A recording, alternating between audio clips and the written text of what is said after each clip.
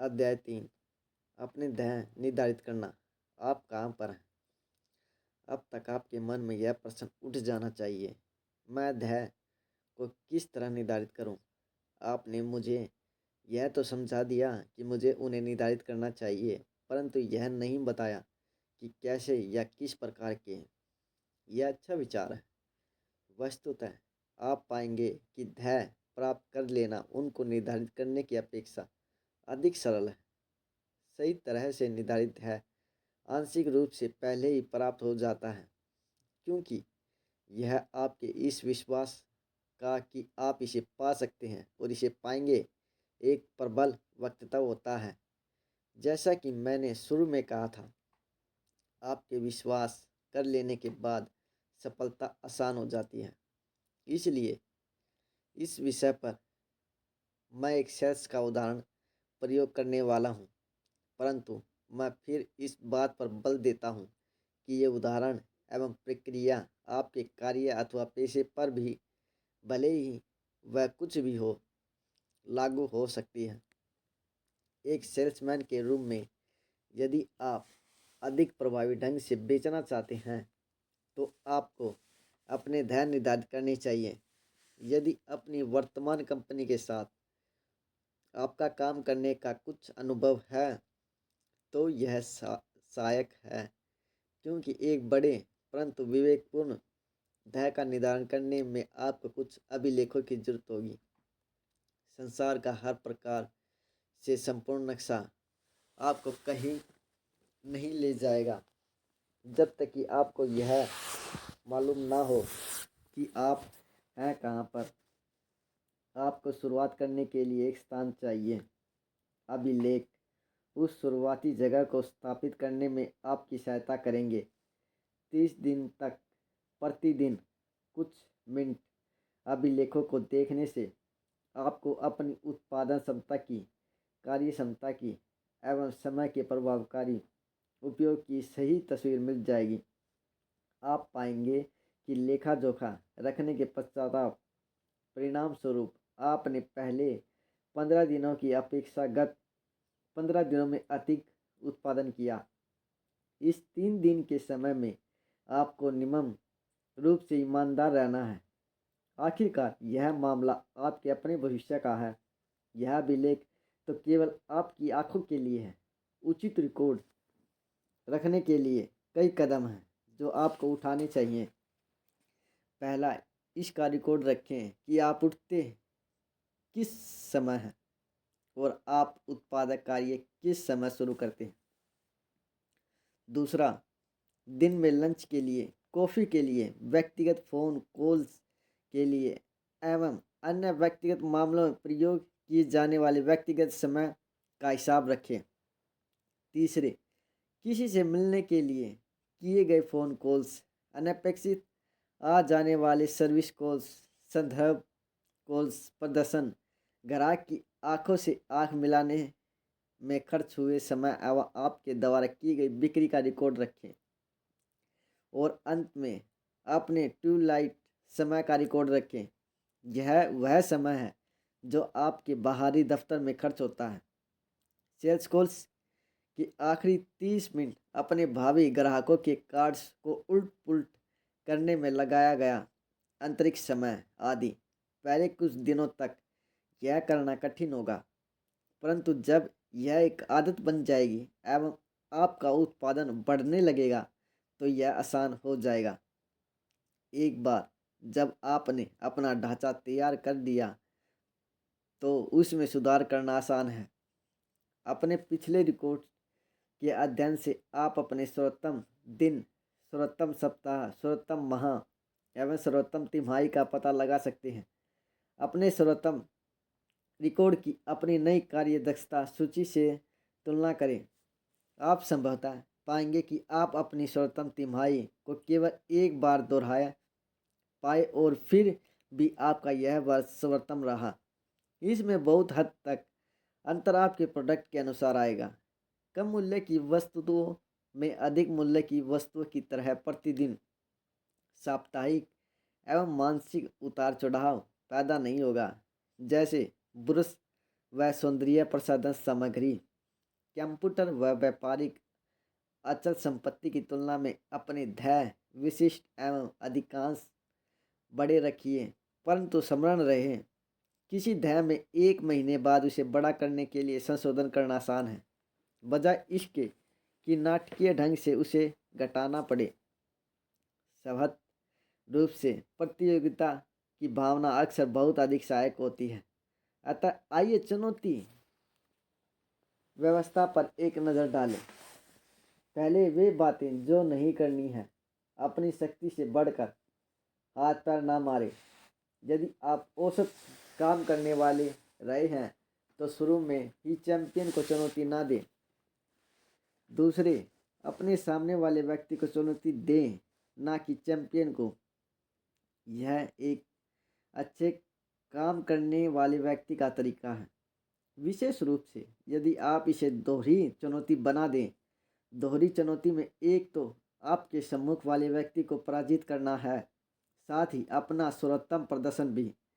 ऐसी विचारधारा रखकर आपकी विजय संयोगवश प्राप्त हो जाने वाली नहीं होगी। प्रत्येक विजय आपको अगली चुनौती के लिए और दृढ़ बनाएगी। इस बात से कोई फर्क नहीं पड़ता कि इस वक्त आपके सम्मुख कितने लोग हैं। यदि आप लगातार अपना सर्वोत्तम प्रयास करते हैं तो आप बहुत प्रगति करेंगे, बहुत सी बिक्री करेंगे और बहुत सारा धन कमाएंगे। स्पष्टता, यदि आप अपने सम्मुख उपस्थित चुनौती को परास्त कर देते हैं तो थोड़े समय के बाद आपके सम्मुख कोई नहीं आएगा। सबसे महत्वपूर्ण क्या है? आइए हम भौतिक, आर्थिक, आध्यात्मिक, कैरियर, परिवार, मानसिक एवं सामाजिक ध्येयों पर नजर डालें। मैं कुछ नियम बताता हूँ जो उन ध्येयों पर केंद्रित होने में आपकी मदद करेंगे। जरूरत के हिसाब से आपको यह स्मरण रखना है कि यह नियम स्वभाव में सामान्य होने चाहिए। स्पष्ट है कि आपको इन उदाहरणों की अपनी स्थिति पर स्टिक बैठने वाले अर्थ लगाने हैं। जो चीज़ें आप चाहते हैं और जिनकी अपेक्षा करते हैं उन्हें आपको कागज पर उतार लेना चाहिए। आप कह सकते हैं, उन सारी चीज़ों को जिन्हें मैं चाहता हूँ मुझे लिखने में 3 दिन लग जाएंगे। आपको यह जानकर आश्चर्य होगा कि इस काम में जितना आप सोचते हैं उतना समय नहीं लगेगा। उन्हें लिख लीजिए और फिर उनकी महत्ता के क्रम में उन्हें सूचीबद्ध कर लीजिए। स्पष्ट है कि आप कई ध्येय पर एक साथ कार्य कर रहे होंगे। आपका एक ही समय में क्लब का गोल्फ चैंपियन बनने का, कंपनी का सेल्स नायक बनने का, पीटीए का अध्यक्ष बनने का एवं किसी चर्च अथवा धर्म सभा के का धर्म की दीक्षा प्राप्त पथ प्रदर्शक बनने का ध्येय हो सकता है। इस स्थिति में आपको अपने लिए महत्व के हिसाब से इनका क्रम तय करना होगा, क्योंकि प्रत्येक ध्येय के लिए समय एवं कार्य करने में समायोजन चाहिए। हो सकता है आपको समझौता करना पड़े और क्लब का चैंपियन बनने के बजाय 8वें स्थान पर रहना एवं अध्यक्ष बनने के बजाय पीटीए में सक्रिय रहना स्वीकार करना पड़े। किसी भी कीमत पर इन उद्देश्य की परिपूर्ति हेतु आपको सुव्यवस्थित होना होगा। लक्ष्य प्राप्ति अथवा लक्ष्य अवरोध के साधन। आपने जब एक बार अपने ध्येय उनके महत्व के क्रम में व्यवस्थित कर लिए तो फिर आपको उन बाधाओं को सूचीबद्ध करना चाहिए जो आपके और आपके उद्देश्य के बीच में खड़ी है।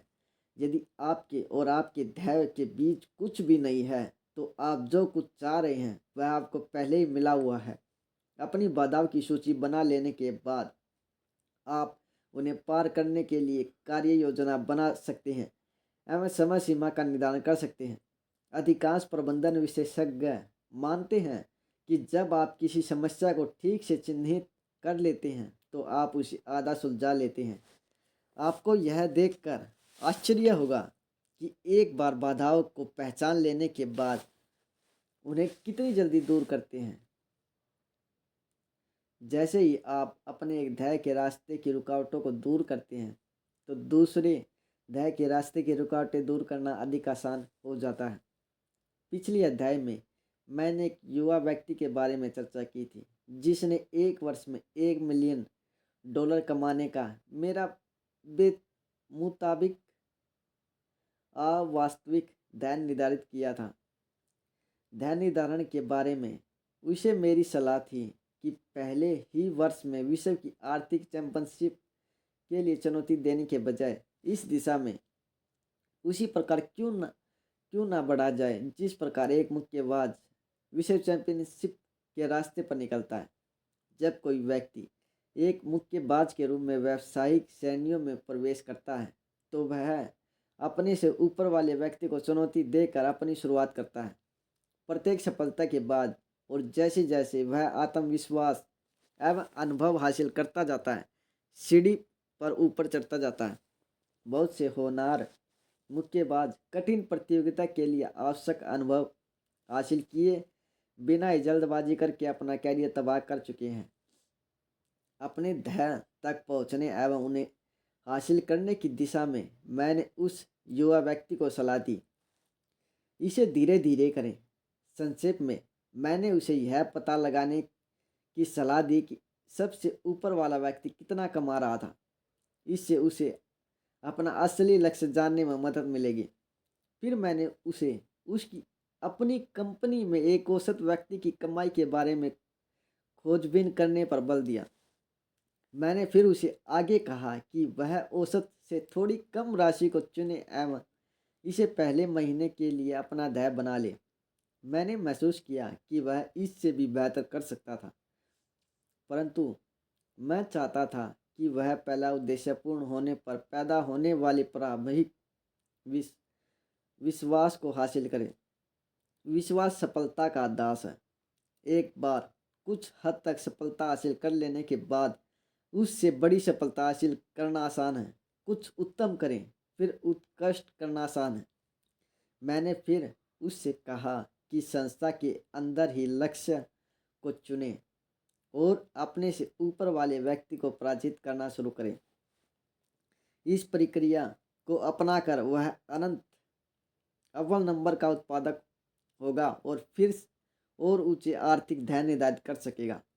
इसे संपन्न करने के लिए उसे रोजाना अपनी कार्य सूची तैयार करनी होगी। यह बात व्यवहारिक है कि वह एक साल में अपने $1 मिलियन के लक्ष्य तक पहुंचा अथवा नहीं।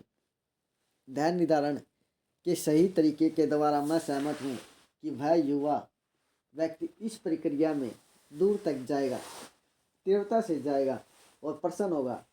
इतना सब कुछ कह चुकने के बाद मैं आपको याद करा दूं कि मैंने ऐसा नहीं कहा कि उसका ध्येय असंभव था। मेरे पास साहस है, परंतु इतना नहीं कि किसी लगनशील व्यक्ति की भावी क्षमता की पूरी तरह सीमा निर्धारित कर सकूं। अज्ञानता का भरोसा। कई वर्षों पहले कोलंबिया दक्षिण कैरोलिना में एक युवा रसोई उपकरणों का सेल्समैन मेरे दफ्तर में आया। दिसंबर माह की शुरुआत का समय था और हम अगले वर्ष के लिए योजना पर बातचीत कर रहे थे। मैंने उससे पूछा, अगले वर्ष आप कितनी बिक्री करने वाले हैं? अपने चेहरे पर बड़ी सी मुस्कान लिए उसने कहा, मैं आपको एक चीज़ की गारंटी देता हूँ कि मैंने इस वर्ष जितनी बिक्री की है अगले वर्ष उससे अधिक करूँगा। मैंने कहा, यह बहुत अच्छा, इस वर्ष आपने कितनी बिक्री की है? वह पुनः मुस्कुराया। उसने कहा, यह तो मुझे ठीक से मालूम नहीं है ना रोचक बात। यह काफ़ी खेदजनक भी है। यहाँ पर एक ऐसा नवयुवक है जो यह नहीं जानता कि वह कहाँ पर है और जिसे यह विज्ञान नहीं है कि वह कहाँ पर रहा, परंतु सामान्य रूप से अज्ञानता के साथ जुड़े विश्वास से यह जानता था कि वह जा कहाँ रहा था। दुर्भाग्यवश अधिकांश लोग लगभग ऐसी स्थिति में होते हैं। वे नहीं जानते कि वे कहाँ पर हैं। उन्हें यह भी ज्ञात नहीं होता कि वे कहाँ पर रहे, परंतु वे यह अवश्य सोचते हैं कि उन्हें मालूम है कि वे कहाँ जा रहे हैं। क्या मैं आपके बारे में बात कर रहा हूँ? यदि हाँ, तो आपने यह पुस्तक सही समय पर हासिल की है। मैंने उस युवा सेल्समैन को एक प्रश्न के साथ चुनौती दी, आप रसोई उपकरणों के व्यापार में किस प्रकार अमर होना पसंद करेंगे? अब अमर शब्द काफी चुनौतीपूर्ण शब्द है। वह झांसे में आ गया और उसने उत्साहपूर्वक कहा, कैसे? आसानी से, मैंने कहा, बस कंपनी के अब तक के सारे रिकॉर्ड तोड़कर। इस बार उसकी प्रतिक्रिया कम उत्साही थी। उसने कहा, यह आपके लिए कहने में अवश्य आसान है, परंतु कोई भी व्यक्ति, यहाँ तक कि मैं भी, उस रिकॉर्ड को कभी नहीं तोड़ पाएंगे। स्वाभाविक तौर पर मुझे जिज्ञासा हुई, अतः मैंने पूछा कि कोई भी व्यक्ति उस रिकॉर्ड को कभी नहीं तोड़ पाएगा से उसका क्या अभिप्राय है। उसने मुझे साफ साफ बताया कि रिकॉर्ड ईमानदारी से नहीं बना था, क्योंकि जिस आदमी ने इसे बनाया था वह अपने दामाद द्वारा अपने नाम से रसोई के उपकरण बिकवाता था। प्रोत्साहन, सफलता की आत्मा। नवयुवक के पास पराजितों वाला कमजोर पक्ष था। मैं यह नहीं कर सकता क्योंकि रिकॉर्ड में ईमानदारी नहीं है। मैंने उसे पुनः आश्वस्त किया कि रिकॉर्ड वैध था और उसे यह कहकर चुनौती दी, यदि एक व्यक्ति रिकॉर्ड बना सकता है तो दूसरा उसे तोड़ सकता है, क्योंकि प्रोत्साहन सफलता की आत्मा होती है। अतः मैंने उसके सम्मुख कुछ पुरस्कार झुलाए। सबसे पहले मैंने उसे विश्वास दिलाया कि यदि उसने उस सर्वकालीन रिकॉर्ड को तोड़ दिया तो कंपनी उसकी तस्वीर को अपने होम ऑफिस में अध्यक्ष की तस्वीर के साथ लगाएगी। उसे यह पसंद आया। फिर मैंने उसे बताया कि उसकी तस्वीर राष्ट्रीय विज्ञापन में एवं लेखों में प्रयोग की जाएगी। वह विश्व भर में सर्वोत्तम सेल्समैन के रूप में प्रसिद्ध हो जाएगा। उसे वह वास्तव में पसंद आया। अंततः मैंने उसे बताया कि उसे एक स्वर्ण पात्र बना कर देंगे, या कम से कम जो स्वर्ण जैसा दिखे। जहाँ तक प्रेरित करने की बात है तो यह कारगर रहा, परंतु उसे अभी भी कुछ शंका थी कि वह कितनी बिक्री कर पाएगा। मैंने उसे स्मरण कराया कि वह अपने सर्वोत्तम सप्ताह को 50 से गुणा करके रिकॉर्ड तोड़ सकता है। उसने फीकी हंसी हंसते हुए कहा, आपको यह कहने में आसान लगता है। मैंने बीच में टोका, हाँ, और यह आपको करने में आसान है यदि आपको विश्वास है कि आप कर सकते हैं। वह अभी भी सहमत नहीं था कि वह कर सकता है, परंतु उसने इस पर गंभीरता से विचार करने का वादा किया। यह एक महत्वपूर्ण बिंदु है, क्योंकि कोई ध्येय जो लापरवाही से निर्धारित किया गया है और सहजता से लिया गया हो, वह पहली बाधा पर आसानी से त्याग दिया जाता है। निश्चय मार्गर नहीं। 26 दिसंबर को उसने मुझे अगस्ता जॉर्जिया में अपने घर से फोन किया। उससे पहले और उसके बाद भी आज तक मैंने टेलीफोन पर किसी से ऐसी बातचीत नहीं की जिसकी तुलना उससे की जा सके। टेलीफोन के तार जरूर गर्म हो गए होंगे। अगस्ता में कोलंबिया, दक्षिणी कैरोलिना तक उत्तेजना महसूस की जा सकती है। उसने मुझे सारी बात बताई। आपको पता है, इस महीने के शुरू में हुए अपने दौरे के बाद से मैंने अपने द्वारा की गई हर चीज का रिकॉर्ड रखा। मुझे मालूम है कि एक दरवाजा खटखटाने पर, एक फोन कॉल करने पर, एक प्रदर्शन का संचालन करने पर अथवा एक नमूना पेश करने पर मुझे कितना व्यापार हासिल होता है। मुझे मालूम है कि हर सप्ताह मैं कितनी बिक्री करता हूँ, हर दिन कितना करता हूँ और हर घंटे कितना करता हूँ। उत्साह के अति भाववेग में उसने आगे कहा, मैं उस रिकॉर्ड को तोड़ने वाला हूँ। मैंने यह कहने के लिए वार्तालाप के इस शब्द पर जोर दिया, नहीं, तुम रिकॉर्ड तोड़ने वाले नहीं हो, तुमने रिकॉर्ड तोड़ दिया है। मैंने ऐसा इसलिए कहा क्योंकि उसने एक बार भी अगर शब्द का प्रयोग नहीं किया। यह निश्चित अगर वाला नहीं था। लाइफ शब्द को गौर से देखें। लाइफ शब्द के दो बीच वाले अक्षर इफ है। बहुत से लोग जीवन से इफ निश्चय के अंतरिक्त कुछ नहीं करते। ये निश्चय सफलता के लिए नहीं होते, बल्कि विफलता की तैयारियां होती हैं। परंतु यह लड़का ऐसा नहीं है। उसने ऐसा नहीं कहा, मैं यह रिकॉर्ड तोड़ने वाला हूँ। अगर मेरी कार नष्ट ना हुई तो यह अच्छा है कि उसने ऐसा नहीं कहा, क्योंकि वैसा ही हुआ। उसने ऐसा नहीं कहा, मैं यह रिकॉर्ड तोड़ने वाला हूँ। अगर परिवार में कोई बीमार ना पड़ा तो क्योंकि परिवार के सदस्य बीमार पड़े। उसने ऐसा नहीं कहा मैं यह रिकॉर्ड तोड़ने वाला हूँ। यदि परिवार में किसी की मृत्यु ना हुई हो तो उसने अपने दो परिजनों को दफनाया जिसमें एक उसका भाई था। उसने नहीं कहा मैं ये रिकॉर्ड तोड़ने वाला हूँ यदि मैंने अपनी आवाज ना गवाई। अच्छा है कि उसने नहीं कहा क्योंकि दिसंबर में जब तक कि धै एक तरह से उसकी पहुंच में था उसकी आवाज इतनी खराब हो गई कि उसके डॉक्टर ने उसे बोलने के लिए मना कर दिया। अतः उसने एक ही काम किया जो वह कर सकता था, डॉक्टर बदल दिया नहीं। उसने निश्चय करने तक पहुंचने के लिए कड़ी मेहनत की थी परंतु सरलता से उसे व्यक्त किया मैं उस सर्वकालीन रिकॉर्ड को तोड़ने वाला हूँ। हमें उसके द्वारा उठाई गई जिम्मेदारी को समझने के लिए उसके लक्ष्य पर गौर करने की जरूरत है।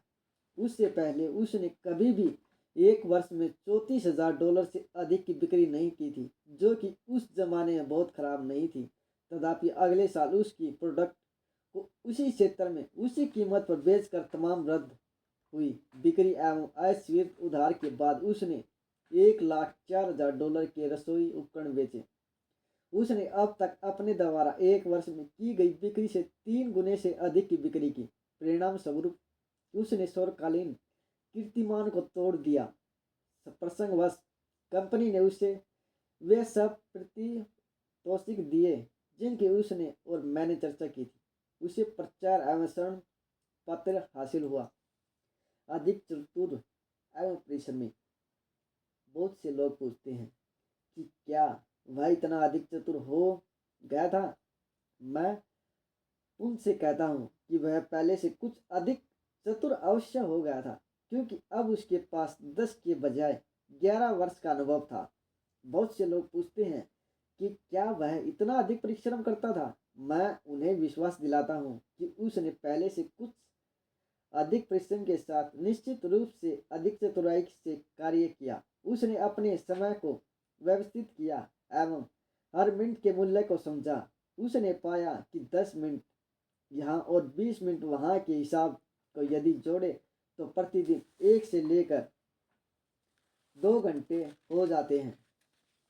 इस तरह से हर सप्ताह 8 से 10 घंटे अथवा काफी अविश्वसनीय लगने वाले 400 से 500 घंटे प्रति वर्ष, यहाँ एक वर्ष पूरे 8 घंटे वाले 50 से भी अधिक दिनों के बराबर है। संक्षेप में उसने अनुभव किया कि हर किसी के पास हर घंटे में 60 मिनट, हर दिन में 24 घंटे और यहाँ तक कि हर हफ्ते में 7 दिन नहीं होते। हर व्यक्ति के पास केवल उतने ही मिनट, घंटे और दिन होते हैं जितने वह उपयोग में लाता है। जब उसने समय गिनना छोड़कर समय से गिनवाना शुरू किया तो वह काफी अधिक व्यापार कर पाया और फिर भी उसके पास अपने व अपने परिवार के लिए पहले से अधिक समय था। उसने शुरुआत करने से पहले अपना रिकॉर्ड रखकर सटीक रूप से यह पता लगाया कि वह कहाँ पर था। आप यदि एक सेल्समैन हैं तो आपको यही करना चाहिए। पता लगाइए कि एक मुलाकात का समय हासिल करने के लिए आपको कितनी संभावित ग्राहकों के पास जाना चाहिए। अपनी कहानी बताने के लिए आपको कितनी मुलाकात करनी चाहिए। इस सूचना को एक निश्चित मुलाकात हासिल करने में लगे समय के ज्ञान के साथ संयुक्त कीजिए। एक पुस्तक एवं संपूर्ण बिक्री में कितना समय लगता है। यात्रा समय, सेवा समय, कागजी कार्रवाई में लगने वाले समय आदि को मिलाकर इस सूचना से आपको पता चलेगा कि आप कहाँ पर हैं। फिर यह एक सरल अनगिनत का मामला है। इस सूचना से आपको पता चलेगा कि आपके द्वारा किए गए जाने वाले काम की हर घंटे में क्या होता है। परंतु फोन थामे रखिए। आपको लगभग फौरन ही अपने ध्यान ऊपर की ओर संशोधित करने पड़ेंगे और अक्सर नाटकीय रूप से, क्योंकि इन तथ्यों के सहारे आपका विश्वास आपको बहुत अधिक उत्पादक बना देगा। जैसे ही हम इस कहानी को हिस्सों में तोड़ते हैं तो हमें पता चलता है कि उस नव युवक ने ध्यान निर्धारण के सभी सिद्धांतों के साथ साथ ध्यान प्राप्ति के भी सभी सिद्धांतों का समावेश किया। उसने यह जानने के लिए कि वह कहाँ पर था रिकॉर्ड रखे। उसने उन ध्येय को जो वह हासिल करना चाहता था वार्षिक, मानसिक एवं दैनिक आधार पर कागज पर उतारा। वह अपने ध्येय में अत्यंत विशिष्ट था। उसने ध्येय बड़ा निर्धारित किया, परंतु पहुंच पाने योग्य, रोमांच व चुनौती पैदा करने के लिए। उसने ध्येय दूरगामी बनाया ताकि दैनिक कुंठाएं उस पर हावी ना हो। उसने अपने और अपने ध्येय के बीच के अवरोधों को सूचीबद्ध किया और इन अवरोधों को पार करने के लिए कार्य योजना बनाई। उसने अपने ध्येय को दैनिक विधियों में विभाजित किया। वह अपने ध्येय तक पहुंचने के लिए आवश्यक कदम उठाने हेतु स्वयं को अनुशासित करने के लिए मानसिक रूप से तैयार था।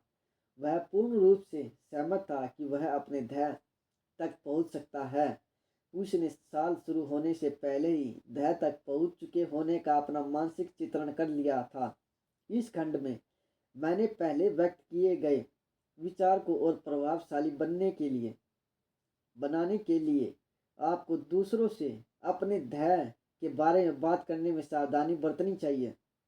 यदि आपको विश्वास है और अपने आप को उस स्थान पर देखने हेतु आपको दूसरों की ध्येय के बारे में बात करना जरूरी लगता है तो ठीक है, कीजिए। तथापि अपने ध्येय के बारे में बातचीत करने हेतु व्यक्ति को चुनने में आप बहुत बुद्धिमानी से काम लें।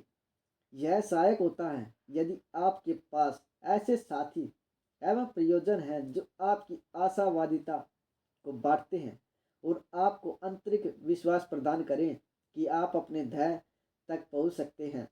यह निश्चय ही हानिकारक है यदि आप अपने सपने को ऐसे व्यक्ति से बांटते हैं जो खुद निराशावादी और दूसरे के रंग में भंग डालने वाला है, जो आपके विचार का मखौल उड़ाता है और आपके प्रयासों को कम महत्व देता है।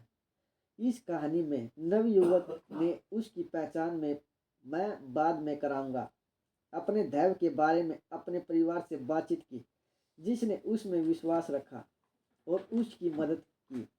उसने अपने ध्येय को दूसरे लोगों के साथ भी बांटा क्योंकि वह अपने बारे में यह अच्छी तरह जानता था कि यदि वह स्वयं को उस स्थान पर रखेगा तो उसके द्वारा अपने लक्ष्य की प्राप्त करने की प्रबल संभावना है। मैं समझता हूँ कि मेरे द्वारा ध्येय निर्धारण में प्रयोग किए गए उदाहरण हर किसी के मामले में ठीक नहीं बैठेंगे, परंतु सिद्धांत आपकी स्थिति में ठीक बैठेगा। भविष्य में किसी वक्त शायद आप देश भर में चलाई जा रही हमारी इज्जत लाइफ कक्षाओं अथवा पाठ्यक्रमों में हो तो हमारे प्रशिक्षकों में से किसी के साथ भी अपने विशिष्ट ध्येय निर्धारण के विषय पर सीधे बात कर सकते हैं। तब तक मिले कुछ अन्य विचार आपके लिए सहायक होने चाहिए। अच्छा, आज बेहतर कल। हम एक माँ का उदाहरण लें जो कहती थी, मैं ध्येय की एक श्रृंखला कैसे निर्धारित कर सकती हूँ। सबसे पहले माँ को बड़ा ध्यान रखना चाहिए। किसी भी माँ द्वारा बड़े ध्येय में से एक अपने बच्चे को यह सिखाना हो सकता है कि वह एक जटिल समाज में किस प्रकार रहें और अपने रास्ते कैसे बनाएं। अपने बच्चों को खुश, तंदुरुस्त, नैतिक एवं भावनात्मक रूप से स्वस्थ रखते हुए बड़ा करना किसी भी माँ के लिए एक बड़ा ध्येय है। अपने बच्चों को समाज की अंशदाता सदस्य बनने के लिए सिखाना एवं दूरगामी ध्येय हो सकता है। वह उन्हें अपने शब्दों एवं कार्यों से इतना सिखा सकती है कि उन्हें अंतकाल तक जीसस क्राइस्ट का सानिध्य प्राप्त हो सके। सर्वोत्तम दैनिक ध्येयों में से एक जो हम निर्धारित कर सकते हैं वह अपने बच्चों को यह सिखाना है कि वे अपने लिए चीज़ें कैसे करें। चीनी लोग इसे अच्छी तरह से कहते हैं, यदि आप किसी व्यक्ति को एक मछली देते हैं तो आप उसके दिन भर की भूख मिटाने का इंतजाम करते हैं, परंतु यदि आप उसे सिखाते हैं कि मछली कैसे पकड़ी जाती है तो आप उसकी ज़िंदगी भर की भूख मिटाने का इंतजाम करते हैं। अपने बच्चों को सिखाएंगे कि चीज़ें किस प्रकार करें, अपना सहारा खुद कैसे बने एवं अपनी आवश्यकताओं की पूर्ति के खुद कैसे करें। इससे अच्छा दैनिक ध्येय एक माँ के लिए और क्या हो सकता है। प्रत्येक व्यक्ति का दैनिक ध्येय आज अपनी सामर्थ्य में सर्वोत्तम करना और बेहतर कल के लिए तैयारी करना होना चाहिए। भविष्य वह स्थान है जहाँ पर आप अपनी बाकी जिंदगी बिताने वाले हैं। रोजाना की कार्य संपत्ताओं उस महल की ईंटें हैं। यदि आप नियमित रूप से सही ध्यान निर्धारण प्रक्रिया के साथ ईंटों को सही जगह पर रखते हैं तो आप अनंत शिखर के लिए अपनी सीढ़ियों का निर्माण कर लेंगे। आपको अपने आजीवन ध्येय के सही निर्धारण हेतु, जैसा कि पहले कहा जा चुका है, यह स्पष्ट रूप से समझ लेना चाहिए कि शिखर पर जाने वाली लिफ्ट खराब है। आपको सीढ़ियों से जाना होगा, एक समय में एक एक कर चढ़कर। सौभाग्य से वे सभी साफ तौर से चिन्हित हैं और आपको ऊपर तक चढ़ने के लिए इशारा कर रही है। अध्याय 4, अपने ध्येय तक पहुंचना। अपने प्रति ईमानदार रहें। जब मैंने यह पुस्तक शुरू की तो कम से कम मेरे मस्तिष्क में शब्दों का प्रवाह आसानी से हो रहा था और वे अच्छी तरह से बाहर आ रहे थे। जब मैंने ये शब्द लिखे, आप जहाँ जाना चाहते हैं जा सकते हैं, जो करना चाहते हैं कर सकते हैं, जो पाना चाहते हैं पा सकते हैं, जो बनना चाहते हैं बन सकते हैं, तो मुझे स्वीकार करना पड़ेगा कि मैंने इन शब्दों को अपने सम्मुख पकड़े रखना और बड़े संतोष के साथ स्वयं से कहा, यह अच्छा है। दुर्भाग्य से मुझे इन शब्दों को कुछ फासले से पकड़ना पड़ा, क्योंकि मुझ में और इन शब्दों के बीच में 41 इंच की कमर का घेरा एवं 202 पाउंड वजन था। जैसे जैसे मैंने शब्दों को पढ़ा तो मैंने सोचना और अपने आप से बात करना शुरू कर दिया। अपने आप से बात करना बुरा नहीं है, जवाब देना भी बुरा नहीं है। तथापि यदि आप अपने आप को उस जवाब के लिए उहू कहता पाए तो आप मुसीबत में हैं। मैंने खुद को उसी स्थिति में पाया। मेरे मन में एक विचार आया कि आखिरकार यदि कोई पाठक पूछ ले कि जो मैंने लिखा है क्या मैं वास्तव में उस पर विश्वास करता हूँ, क्योंकि ईमानदारी अंदर से शुरू होती है। अतः मैं अपने लिखे हर एक शब्द का पूर्ण मूल्यांकन करने लगा। संक्षेप में यह बात सामने आई, यदि मैं इसमें विश्वास रखता हूँ तो मुझे इसे जीवन में उतारना चाहिए, और अगर मेरा इसमें विश्वास नहीं था तो मुझे यह लिखना नहीं चाहिए था। यह सोचकर मैंने खुद से पूछा, जी तुम जैसा चाहते हो क्या वास्तव में वैसे हो? जैसे जैसे मैं इस सवाल पर गंभीरता से सोचने लगा, यह और साफ होता गया कि या तो मुझे पुस्तक का यह हिस्सा मिटाना पड़ेगा या मुझे अपने विचारों के साथ जीने में दिक्कत होगी। यह भी अवश्य भावी था कि मुझे लोगों के उलझन भरे सवालों का सामना करना पड़ेगा। इसके साथ ही मेरे बेटे की आयु 8 वर्ष की थी और मैं दृढ़ता के साथ यह महसूस करता था कि एक पिता और अपने बच्चे पर जब तक कि वे 12 वर्ष के ना हो जा नियंत्रण रखना चाहिए। जिस रफ्तार से मैं चल रहा था उससे तो मैं खुद पर ही नियंत्रण नहीं रख पाता। जिस चीज ने यद्यपि मुझे इस दिशा में मदद तलाशने के लिए भेजा वह मेरी रेड हैट थी, जो बराबर कहती रहती थी कि मैं अपनी तोंद को अंदर करूं, और मैंने ऐसा करना शुरू कर दिया। सौभाग्य से डलास डॉक्टर केनिथ कूपर द्वारा संस्थापित विश्व प्रसिद्ध एरोबिक केंद्र का गृह नगर है। डॉक्टर कूपर को या तो एयरफोर्स का डॉक्टर या दौड़ने वाले डॉक्टर कहा जाता है। उन्होंने शरीर पर एरोबिक द्वारा पड़ने वाले प्रभाव पर काफ़ी शोध किया था। जब आप किसी को जंगिंग करता देखें तो वह संभवतः डॉक्टर कूपर के प्रत्यक्ष अथवा अप्रत्यक्ष प्रभाव के कारण जॉगिंग कर रहा होगा। मैंने उनसे मुलाकात का समय लिया और मैं 5 घंटे तक चलने वाले परीक्षण से गुजरा। उन्होंने मेरे शरीर से आधा गैलन कम से कम घंटे तक चलने वाले परीक्षण से गुजारा। उन्होंने मेरे शरीर से खून लेकर शुरुआत की। वे बस छोटी छोटी कागज की शीशियाँ भरते गए। मैंने सोचा कि वे कोई ब्लड बैंक शुरू करने जा रहे हैं जिसका मैं एक बड़ा आपूर्ति करता हूँ। फिर उन्होंने मुझे पानी के एक टैंक में डुबोया और मेरे शरीर की चर्बी का पता लगाने के लिए मुझे 3 बार पूरी तरह डुबकी लगवाई। उन्होंने पाया कि मुझ में 23 पॉइंट 9% शुद्ध चर्बी थी, जो कि पूरी तरह आदर्श नहीं कही जा सकती थी। फिर उन्होंने मुझे पैरों से चलाने वाली एक मशीन पर रखा और मुझ पर तार लपेटकर एक अन्य मशीन से लगाए, ताकि वे मेरे चलने के साथ मेरे दिल और नाड़ी पर नजर रख सकें। आपके द्वारा चली गई दूरी आपकी शारीरिक अवस्था बताती है। अतः मुझे तब बहुत खिंच हुई जब मैं अत्यंत भयंकर स्थिति के निशान से बस 4 सेकंड और आगे चलकर भयंकर स्थिति के निशान तक ही पहुंच पाया।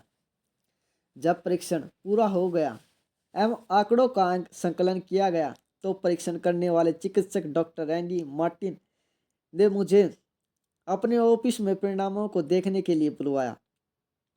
अपने चेहरे पर बड़ी सी मुस्कान के साथ डॉक्टर मार्टिन ने मुझे समझाया कि वे अपनी सूची कंप्यूटर द्वारा संकलित करते हैं और आंकड़ों द्वारा सिद्ध हुआ कि मेरा वजन अधिक है। वजन के हिसाब से मेरी लंबाई पूरी 5.5 इंच कम थी।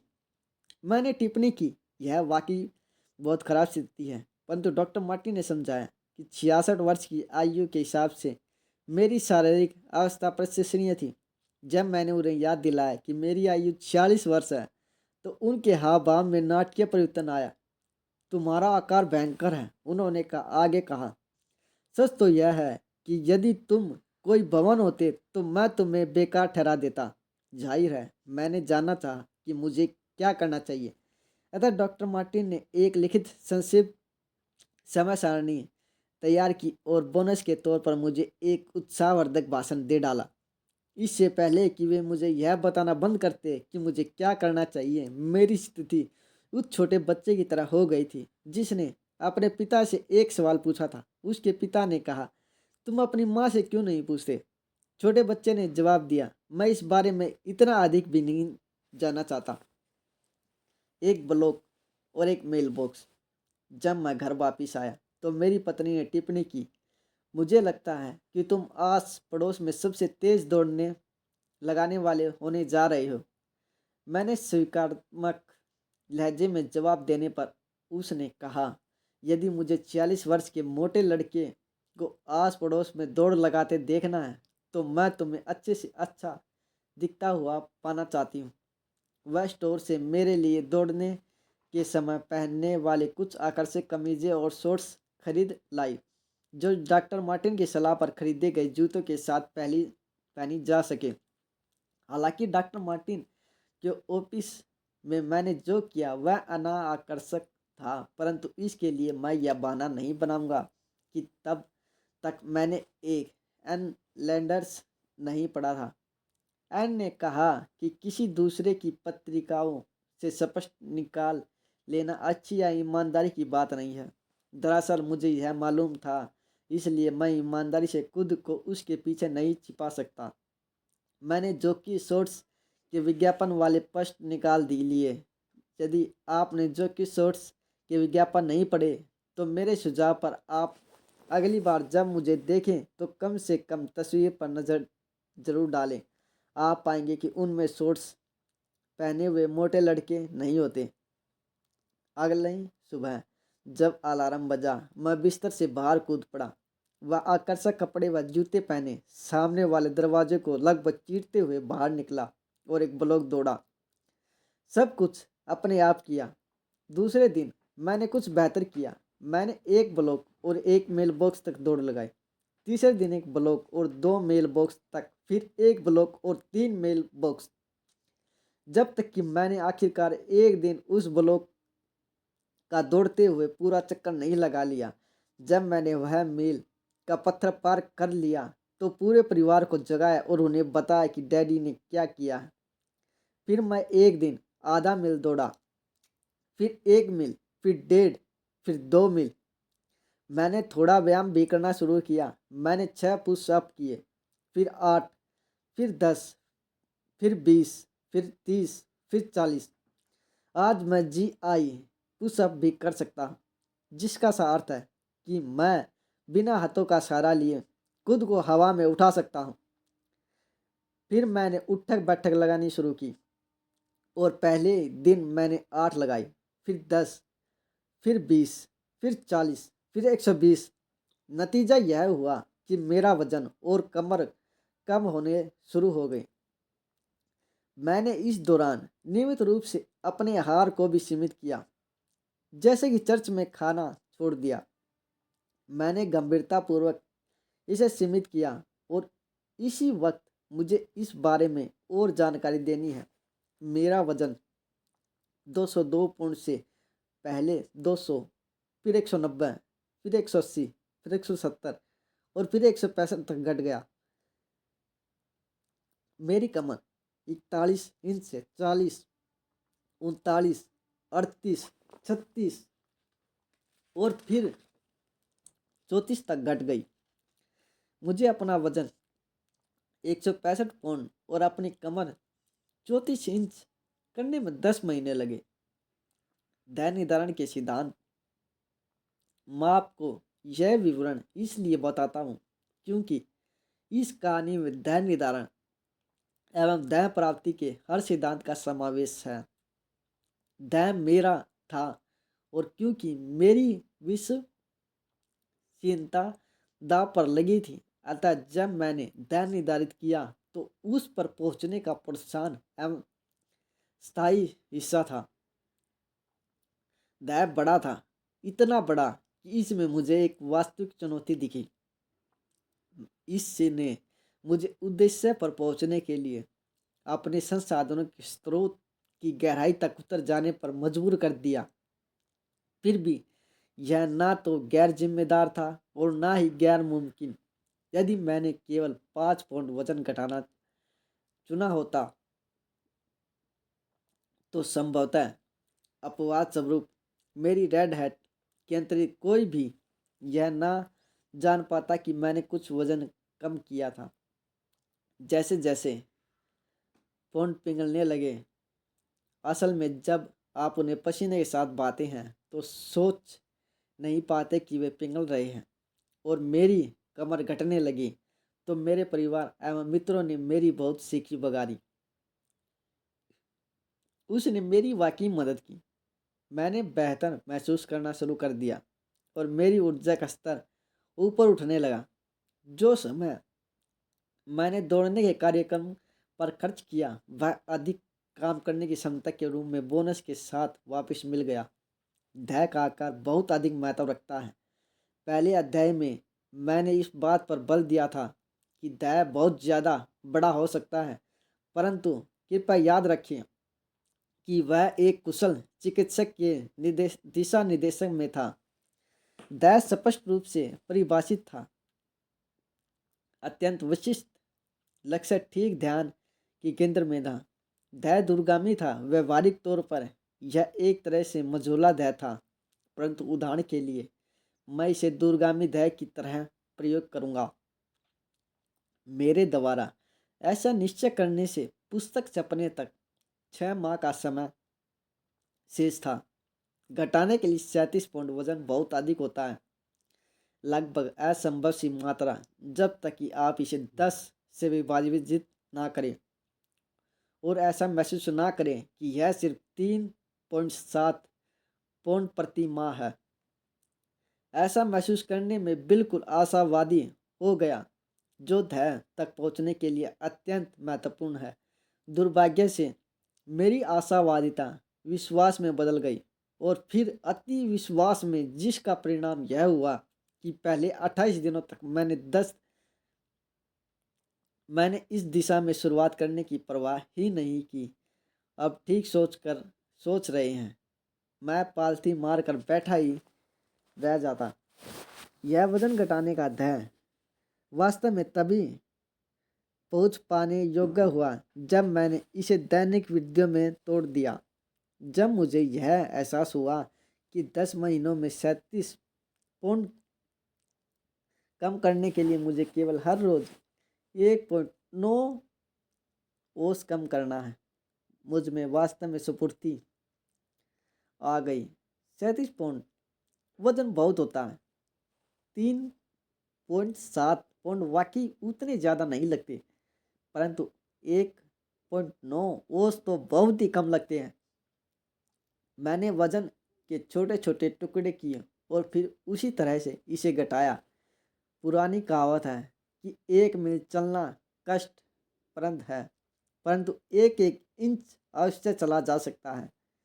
यह निश्चित रूप से सत्य है। इसी की मनोवैज्ञानिक उपलब्धि का आत्मज्ञान कहते हैं। आगे बढ़ने वाले हर कदम, हर कार्य सफलता अथवा मेरे मामले में मापे जा सकने वाले वजन घटने के हर एक अंश से मेरा उत्साह बढ़ा कि मैं बार बार सफल हूँ। हाँ, सफलता से सफलता उत्पन्न होती है। इसलिए यह अत्यंत महत्वपूर्ण है कि जब आप कोई ध्येय निर्धारित करें अथवा उसे हासिल करने की कोशिश करें तो उसे इस तरह से व्यवस्थित करें कि आप प्रतिदिन किसी न किसी प्रकार की सफलता का आनंद ले सकें।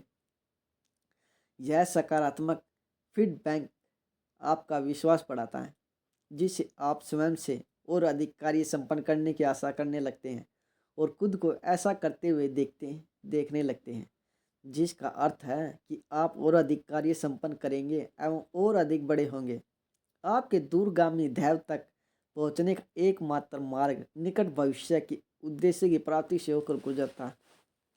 अपनी नज़र बड़े उद्देश्य पर रखें, परंतु याद रखें कि जैसा जैसा आप अपने दैनिक उद्देश्यों को प्राप्त करते जाते हैं वैसे वैसे ही आप अपने दूरगामी उद्देश्यों को के निकट पहुंचते जाते हैं। ध्येय का महत्व बना रहे, इसलिए मुझे एक न्याय संगत समय सीमा निर्धारित करनी पड़ी। यदि मैंने 37 वर्षों या 37 महीनों के लिए भी 37 पौंड वजन घटाने की योजना बनाई होती तो लगने वाला समय बहुत लंबा होता। दूसरी ओर यदि मैंने 37 दिनों में ही 37 पौंड घटाने की कोशिश की होती तो वह और भी अधिक बेतुकी होती। यह न सिर्फ असंभव होता बल्कि मेरे स्वास्थ्य पर इसका प्रभाव भी एक ही तरह से विनाशकारी होता। मेरी समय सूची महत्वाकांक्षी थी, परंतु फिर भी मैं तर्कसंगत थी, एक प्राप्त की जाने योग्य थी। शहीद, इससे पहले कि हम आगे बढ़ें, मेरा आपसे एक प्रश्न है। क्या कभी आपने कोई जीवित सांस लेता हुआ वास्तविक जिंदा शहीद देखा है? एक समय पर मुझे वैसा ही महसूस हुआ था।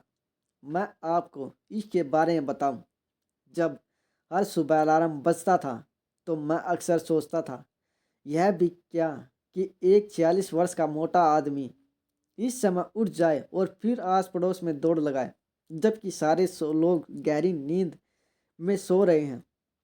फिर मैं अपनी 41 इंच की कमर को देखता और खुद से एक सवाल पूछता, जिगलर, क्या तुम अपनी तरह दिखना चाहते हो या जॉकी शॉर्ट्स के उस लड़के की तरह? क्योंकि मैं अपनी तरह नहीं दिखना चाहता था। मैं पलंग से बाहर उछल पड़ता और दौड़ना शुरू कर देता। तथापि मैंने क्योंकि बस दौड़ने का और वजन घटाने का संकल्प कर लिया था, इसका अर्थ यह नहीं हुआ कि मुझे वह पसंद ही करना पड़ा। तो दरअसल मैंने अपने हर उठाए गए कदम पर बेकार का हंगामा किया। मैं विनिपेग की बर्फ में, एकापुल्के की रेत में, मित्रीपोलिस की बरसात में और फ्लोरिडा की संतरे के बागों में दौड़ा। आप क्या एक मिनट के लिए भी ऐसा नहीं सोचते कि क्योंकि मैंने वजन घटाने का ये संकल्प किया था, इसलिए मैंने अपने दोस्तों, दुश्मनों, परिवार और यहाँ तक कि बिल्कुल अजनबियों को अपने इस विशाल बलिदान के बारे में बताने का कोई अवसर कभी गंवाया होगा? मैं बिल्कुल उब गया होता और थोड़ा अचंभित भी होता कि मैं या तो मित्र रख सकता था या परिवार। प्रसंगवश यह मेरे चरित्र में था, क्योंकि वर्षों से मैं श्रोताओं को सैकड़ों बार कहता रहा हूँ, यदि आप कोई महत्वपूर्ण कार्य संपन्न करना चाहते हैं तो आपको उसका मूल्य चुकाना पड़ेगा। मैं यह भी कहता हूँ कि आपको मूल्य चुकाना पड़ेगा। अपनी आवाज़ में और चेहरे के हाव भाव में इतना दर्द भी ला सकता था कि कठोर से कठोर मनुष्य की आंखों में आंसू आ जाते। फिर एक दिन मैं पोर्टलैंड में पोर्टलैंड यूनिवर्सिटी के कंपाउंड में दौड़ लगा रहा था। यह बसंत ऋतु का सुहाना दिन था। तापमान करीब 75 डिग्री था। बहुत से विद्यार्थी आराम कर रहे थे, बहुत से पढ़ रहे थे या प्रेम प्रसंग कर रहे थे, और एक जिग था कि दौड़ लगा रहा था। मेरी कमर और टांगों से पसीना बह रहा था, परंतु जब मुझे लगा कि ग्राउंड और कैंटीन मानो मेरे पैरों के नीचे से बह रहे हों, तो मेरे मन में विचार आया कि यह दौड़ कुछ अलग थी। अचानक मुझे ज्ञात हुआ कि यह मेरे जीवन का सर्वश्रेष्ठ प्रदर्शन था। आज 50 वर्ष की आयु में इस जानकारी को पाकर कि मैं शारीरिक रूप से अपनी 25 वर्ष की आयु की तुलना में बेहतर हूँ और 2 मील की दौड़ में मैं अमेरिका के 98% विद्यार्थियों को पछाड़ सकता हूँ, मुझे यह स्पष्ट हो गया कि आप मूल्य चुकाते नहीं बल्कि मूल्य का आनंद लेते हैं। अपने दृष्टिकोण को स्पष्ट करने के लिए मैं बताऊं कि जब मैं अपने लक्ष्य तक पहुंचने से सिर्फ 7 पॉइंट दूर था तो मेरा गोल ब्लंडर फट गया। डॉक्टर द्वारा इस समस्या को खोजे 4 दिन हुए थे। उन 4 दिनों में मैंने जितनी तकलीफ सही उतनी शायद आपने पूरी जिंदगी में नहीं सही, जब तक कि वे ऑपरेशन द्वारा मेरी समस्या का निदान करते तब तक लीवर के नीचे एक फोड़ा बन गया और मुझ में पूरा जहर भर गया था। मेरे डॉक्टर ने बताया कि उस समय मेरी उत्तम शारीरिक अवस्था ने मुझे ठीक करने में महत्वपूर्ण भूमिका अदा की। दरअसल मेरी रेड हेड तो कुछ विषमत थी कि ऑपरेशन के बाद में मुझे पीड़ा नहीं थी। नहीं, मैं पूरी तरह से सहमत हूँ कि आप मूल्य नहीं चुकाते बल्कि मूल्य का आनंद लेते हैं। यह जीवन के सभी क्षेत्रों में लागू होता है। आप सफलता के लिए मूल्य नहीं चुकाते। याद रहे, सफलता का अर्थ तर्क संगत अथवा बड़ी मात्रा में सभी अच्छी चीज़ों को अर्जित करना है। मुझे मूल्य का आनंद लेते हैं। मूल्य आप असफलता का चुकाते हैं। स्थायी रूप से इसे हटा दीजिए। अब यदि आपको वजन की समस्या है और इसे स्थायी रूप से हल करना चाहते हैं तो यह लिखी कुछ बुनियादी बातों को अपनाएं। पहली, यह निश्चित कर लें कि वजन कम करने का विचार एवं निश्चय आपका है और इस दिशा में कार्य करने के लिए किसी अन्य के द्वारा आप पर दबाव नहीं डाला गया है। दूसरी, परीक्षण के लिए किसी दुबले डॉक्टर के पास जाएं। अधिक वजन वाला डॉक्टर बहुत अधिक अतिरिक्त वजन को लेकर चलते रहने के विध्वंसक प्रभाव को या तो जानता नहीं, मानता नहीं या इसे समझता नहीं। वह ना तो आपको पक्का विश्वास दिला पाएगा और ना ही आपको मनोवैज्ञानिक स्तर पर अधिक शक्तिशाली बना पाएगा जिसकी कि आपको वजन घटाने के कार्यक्रम को सहन करने के लिए जरूरत होगी। तीसरी, वजन घटाने के लिए गोलियां का सहारा ना ले।